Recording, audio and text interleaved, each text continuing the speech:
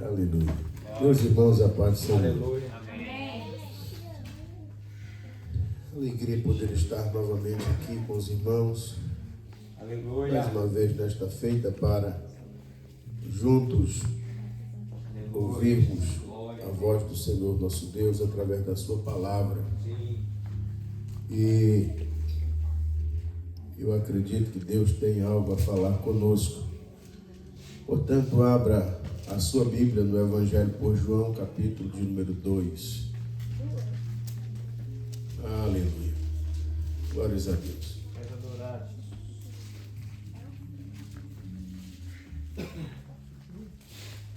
Oh, aleluia. Alguém cansado aí, irmãos? Amém. Não é fácil não, né? Mas Deus vai nos dando graça. Davi, me dá só um pouquinho mais de volume, Davi. Ou então só vira esse retorno para cá, por favor, meu filho. Aí, Davi. Aí tu me dá agora 10% só. Só um pouquinho mais de volume. Só para, se quiser colocar só na caixa aí. Aí, tá ótimo, Davi. Tá perfeito, meu filho. Aleluia. Capítulo 2, versículo 1. Nos diz assim. O rapaz ali foi arrebatado. Glória. Ali, ó. Bênção, né? Diz assim a palavra do Senhor.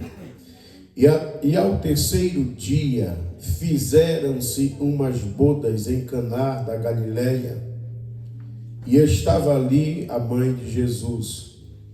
E foi também convidado Jesus e os seus discípulos para as bodas.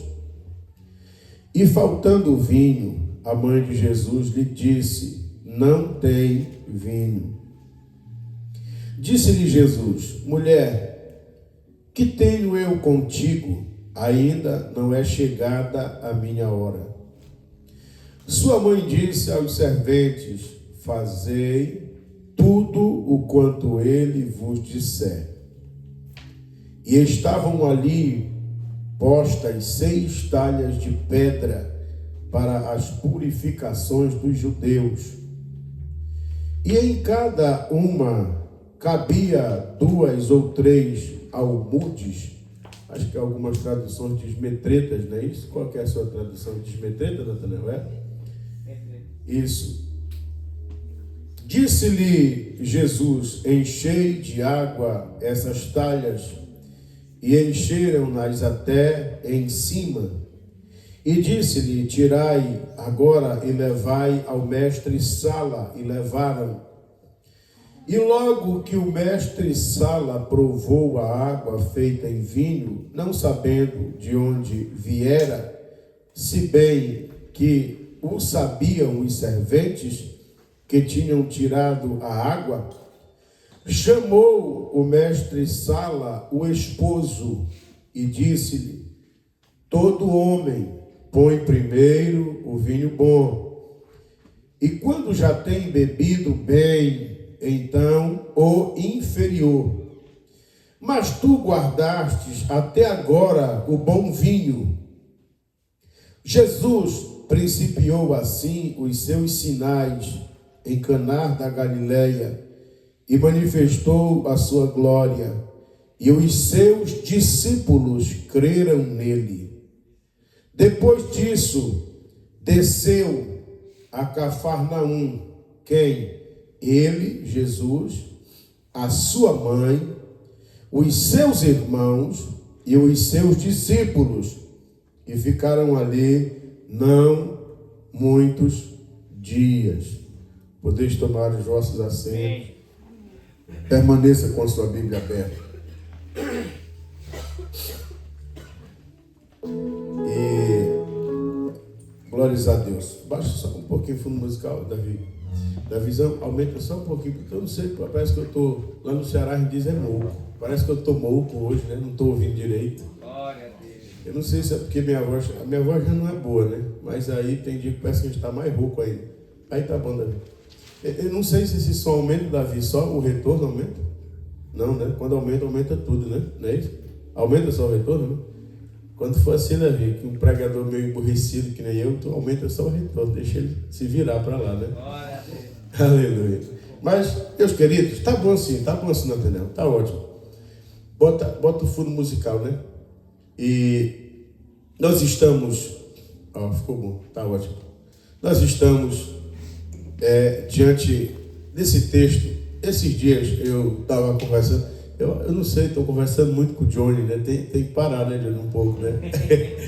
Esses dias eu estava conversando com o Johnny e nós falamos sobre esse texto, né?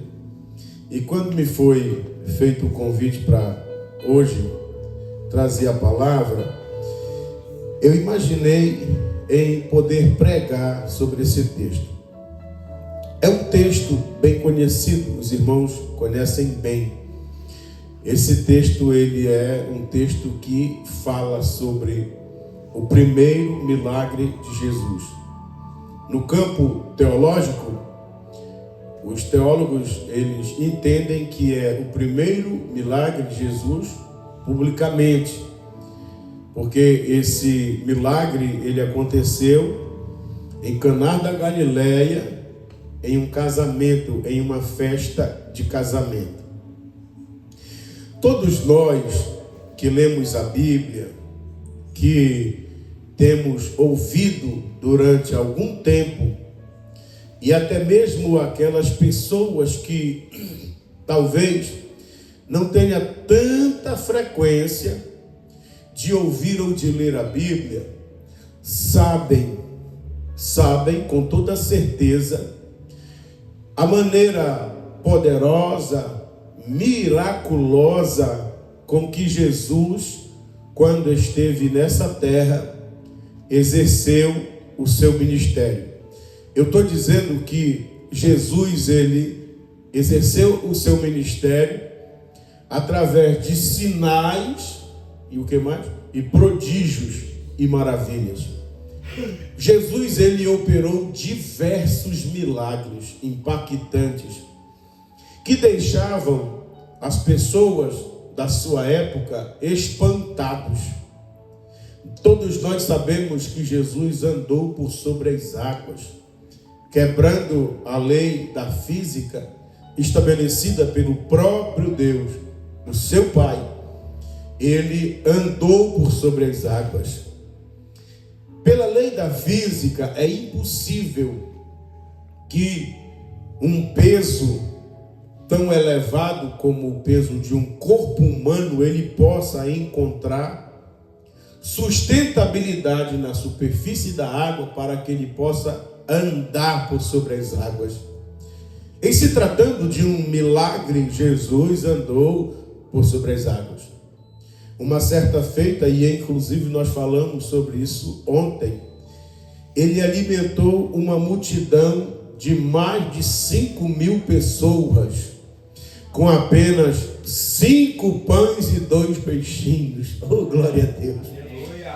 Mostrando que ele era e o é, porque o escritor aos Hebreus diz: Jesus Cristo é o mesmo, ontem, hoje e eternamente, mostrando que ele o era e o é, poderoso na operação de milagres.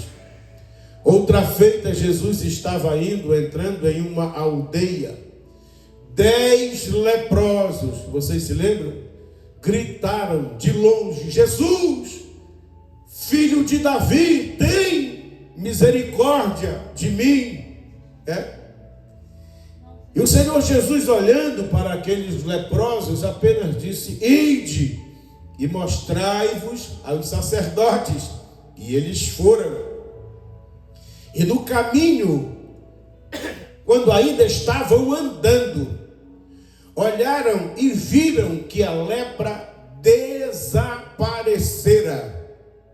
E um dos leprosos, a saber, um samaritano, disse: antes de me mostrar ao sacerdote, eu vou voltar e vou agradecer aquele que me curou. Aleluia.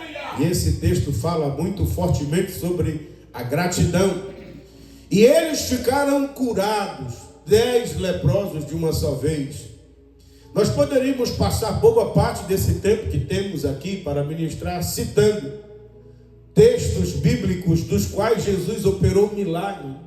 Lázaro estava morto, já cheirava mal. E quando as irmãs de Lázaro viram Jesus chegar, disseram para ele: mestre, se tu tivesses vindo um pouco antes, o Senhor teria o encontrado vivo, mas agora ele já está morto. De quantos dias? 4 dias. E cheirava mal. E o Senhor Jesus, ignorando todo aquele discurso, apenas disse: removei a pedra. E removeram a pedra, e ele disse: Lázaro, vem para fora. E ele veio vivo. Jesus, olhando para o seu amigo Lázaro, apenas disse para os moços que estavam ali: desatai-o, ele agora está vivo, para a glória de Deus Pai. Outra feita, ele ia entrando em uma aldeia, e a viúva de Naim estava saindo com o seu morto. E escute isso aqui, é interessante observar, John. Jesus, ele ressuscitou 3 mortos citados pela Bíblia. 3. Ele ressuscitou Lázaro, que estava sepultado. Ressuscitou a filha o filho da viúva de Naim. E ressuscitou a filha, como é que é mesmo? Me lembrem, me recordem, por favor, irmã Laila, a senhora que é boa de Bíblia, como é que era o nome do camarada lá? Não, Jairo nós já falamos, me esqueci agora. Ele no caminho curou a mulher do fluxo de sangue. Ele saiu com ele para ir orar, curar a filha que estava enferma, e no caminho os servos velhos disseram: não incomodes mais o mestre, a menina morreu. E ele chegou e disse: Talita cumi, que quer dizer levanta-te.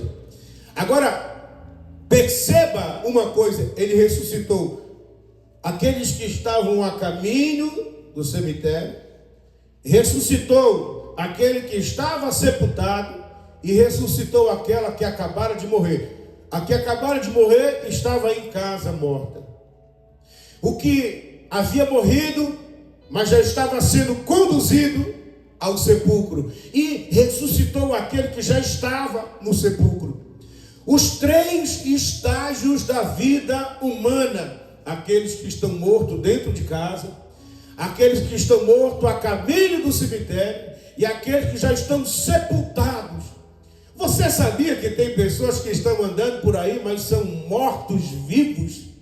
Vocês sabiam que tem pessoas que estão exatamente agora andando a passos largos em direção ao sepulcro das suas vidas? Alguns hoje escolheram esse dia por ser um dia de domingo para caminhar ainda mais em direção ao seu sepulcro espiritual. Foram para os bares da vida, né? Assim, estão lá se divertindo e morrendo cada dia mais para Deus. Mas Jesus Cristo, com a sua voz poderosa, pode mudar o estágio da vida até daqueles que já estão cheirando mal, que ninguém mais, por mais que ame, não quer nem se aproximar. Existem aquelas pessoas que já disseram para um ente querido: por mais que eu te ame, fazendo assim como Pilatos, eu lavo as minhas mãos, entregando a pessoa à sua própria sorte. Mas Jesus está dizendo: apenas uma palavra minha pode mudar tudo, o curso da sua vida, a história da sua vida. Ele pode ressuscitar e produzir vida no meio da mais tenebrosa morte, porque Ele é o autor da vida. Ele tem todo o poder dos céus e na terra. E aqui nós discorremos: era Jairo? Era isso? Nós estávamos tentando lembrar, era isso? A filha de Jairo, não é isso? Isso, a filha de Jairo, lembrei. Engraçado, vai falando, mas eu estou com minha mente o tempo todo rebuscando, tentando lembrar. Mas sim, era Jairo. Mas escute, nós citamos aqui alguns dos milagres que Jesus operou. E todos esses milagres são milagres portentosos, preciosos, poderosos, de manifestação de poder.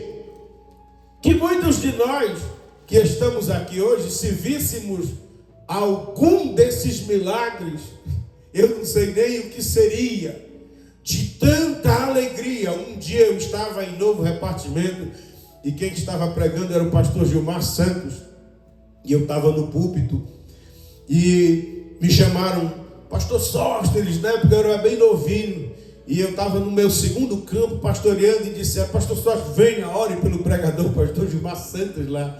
Eu olhei para o pastor Gilmar Santos e disse: oh, Jesus, tem misericórdia de mim, né? Mas eu orei, me mandaram orar, eu orei por ele, né?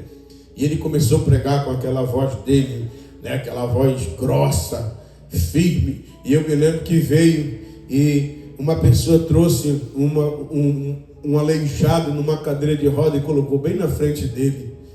E ele pregando, ele foi pregando, catedraticamente, como é a sua mensagem. E ele olhou para o aleijado e perguntou: por que colocaram ele aqui na minha frente? Por que ele está aqui, lá em Novo Repartimento? Por que colocaram ele aqui? Colocaram ele aqui para me desafiar? Ou foi porque acreditam que Jesus tem poder para fazer ele andar? Se foi porque tem poder para fazer ele andar, então levanta-te e anda. E aquele homem se levantou daquela cadeira de roda. As pernas dele eram bem fininhas. E ele se levantou, sentou, ficou em pé. E as pessoas vieram para segurar. E o pastor disse: não deixe ele, não segure. E ele ficou com as perninhas fracas, nunca tinha ficado em pé. E a igreja estava tomada. 15 minutos de mensagem. Os irmãos, a igreja, os irmãos correndo, pulando, e ele em pé, se balançando. Aquele homem, já era um milagre. E o pastor Gilmar disse: ao som da minha voz, vai, anda. E ele foi andando, e ele disse: ouça a minha voz e obedeça, agora corra. E ele começou a correr dentro da igreja, e a glória de Deus desceu naquele lugar, e todos foram impactados pela glória de Deus. E nós aqui nesta noite, pensando sobre isso, ficamos assim a imaginar: quem nos dera ter o privilégio de ver Jesus operando esses milagres que nós citamos aqui na Bíblia. Como o nosso coração exultaria de alegria de ver que Jesus, ele tem todo o poder. Porém, aqui está o ponto: ele não quis começar o seu ministério com nenhum desses milagres. A Bíblia diz que este foi o primeiro milagre que Jesus operou. Vocês já se questionaram? Por que ele decidiu iniciar o seu ministério num casamento, nas bodas de Caná da Galileia, operando o milagre da transformação da água em vinho? Isso não é por um acaso. Isso aqui não foi, irmã Laila, isso aqui não foi porque eu vou iniciar e aquilo que acontecer, vai acontecer. Não é. E a prova que não é, está nesse mesmo texto que nós lemos. Foi que quando Maria, a sua mãe, disse: não tem mais vinho, ele repreendeu ela e disse: o que tenho eu contigo, mulher? Não é chegada ainda a minha hora. Ele estava deixando bem claro que tudo que ele fazia tinha a hora e o momento certo para acontecer. Não foi por um acaso que Jesus quis iniciar o seu ministério em Caná da Galileia, em um casamento e transformando água em vinho. Ele poderia ter começado o seu ministério em qualquer lugar, operando qualquer um desses milagres que nós aqui referimos. Mas a pergunta é: então por que ele quis começar o seu ministério em Caná da Galileia, num casamento e transformando água em vinho? Eu vou dizer para você. Mas primeiramente perceba, versículo 1 diz: e ao terceiro dia fizeram-se umas bodas em Caná da Galileia. O Johnny que gosta disso, Johnny, há um detalhe riquíssimo aqui: e ao terceiro dia. Se tu for lá para Gênesis, no capítulo 1, no princípio da criação, você vai ver que o Senhor no primeiro dia, no final do primeiro dia, depois de ter feito, de ter criado, ele diz, e viu Deus que isso era bom. No segundo dia, a mesma coisa, depois de ter feito, depois de ter criado, ele diz, e viu Deus que isso era bom. No terceiro dia, é o único dia, o terceiro dia, que o Senhor nosso Deus diz, e viu Deus que isso era bom, e viu Deus que isso era bom por 2 vezes, foi exatamente a única vez, e foi ao terceiro dia. Vocês entenderam isso? Entenderam? Não? Não fez sentido para vocês? No terceiro dia, o Senhor diz por 2 vezes, e viu Deus que isso era bom. A irmã Laila é devidamente casada com o nosso dirigente da congregação, e vocês sabem muito bem disso, e de fato fazem um par perfeito.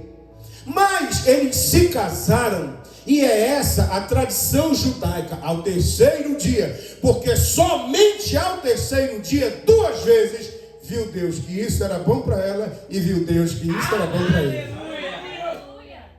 Só se casa ao terceiro dia, porque ao terceiro dia viu Deus que isso era bom, tanto para ele quanto para ela.